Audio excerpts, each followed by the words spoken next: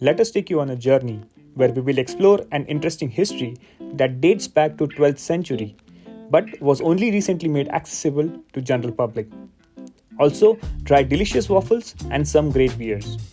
We are going to Brussels.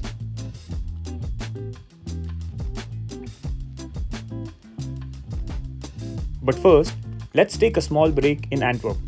Walk around the city that has a bit of everything. Do you know, Antwerp was once Europe's major trading hub. It still is one of the busy ports in Europe. There's a lot of history to this city, and you can feel the charm as you walk around the old town.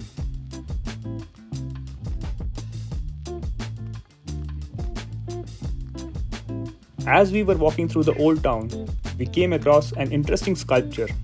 Listen to this, it is interesting. This is Nello and his dog Petrarchi, characters from an old novel called A Dog of Flanders. This guy, Nello, a poor orphan, and Petrarchi, an abandoned dog, were friends and often visited the cathedral and died together. This statue depicts the unconditional friendship of theirs. And what you see now is the Cathedral of Our Lady. Dates back to 14th century. They say it's the tallest Gothic building in Belgium and holds beautiful art by Rubens, who was a local legend.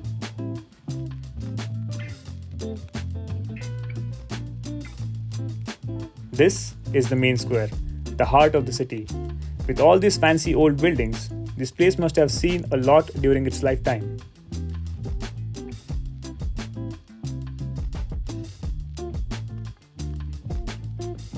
With that, let's continue our journey towards the capital city, Brussels, where we will explore the hidden palace dating back to 12th century. So an hour from Antwerp is Brussels, which is also the administrative center of the European Union.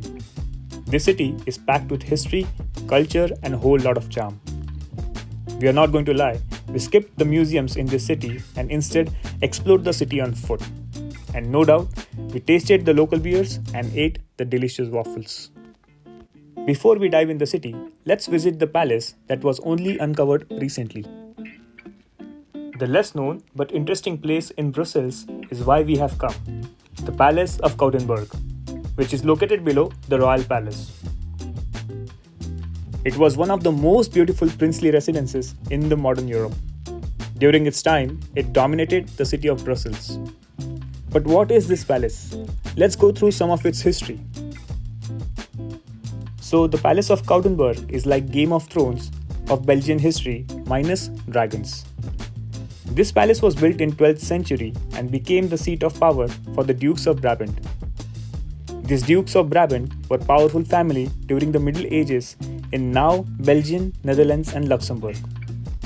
Over the centuries, the palace hosted many royals, including Charles V, a Habsburg, who was one of the most powerful rulers during the 16th century.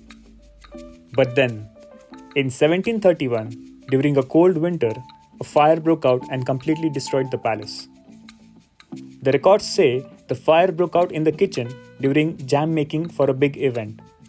But it is said that it was the Archduchess and her maid who were responsible. Anyway, the fire was so intense that it left nothing but ashes. So, some 40-50 years later, it was decided to build a new palace nearby, leaving Coudenberg buried underground for centuries.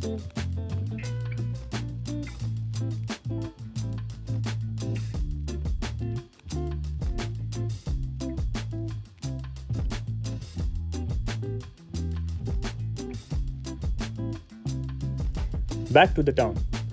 While walking through these cobblestone streets, we could really feel the history. You might already know that Brussels has been around for over thousands of years, and it shows in every corner. Back in the day, this place was a medieval hub for trade, politics, and good Belgian beer.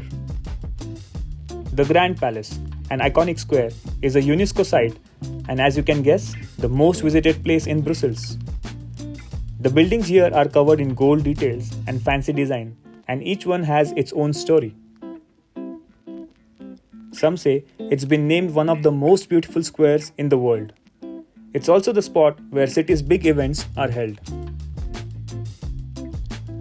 Speaking of big events, we were lucky to be here on Belgium's National Day. It was a fun day near the Royal Palace with music, parades, and celebrations, and the army had even displayed their prized possessions.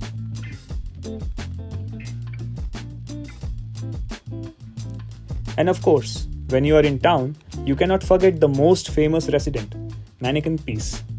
Standing since 17th century, he has got a whole wardrobe of outfits for different occasions. There is a lot more you can do while in Brussels, but our main focus was only to discover the Palace of Coudenberg. Pro tip: when in Brussels, visit Maison d'Andoy for delicious waffles. And if you are a beer lover, make sure to visit Delirium Village. They house about 2000 types of beer. If you are from Brussels or have visited, please comment your favorite place in the city. That's all from our side. Keep traveling, keep exploring, stay safe, and comment your thoughts and recommendations below. See you next time.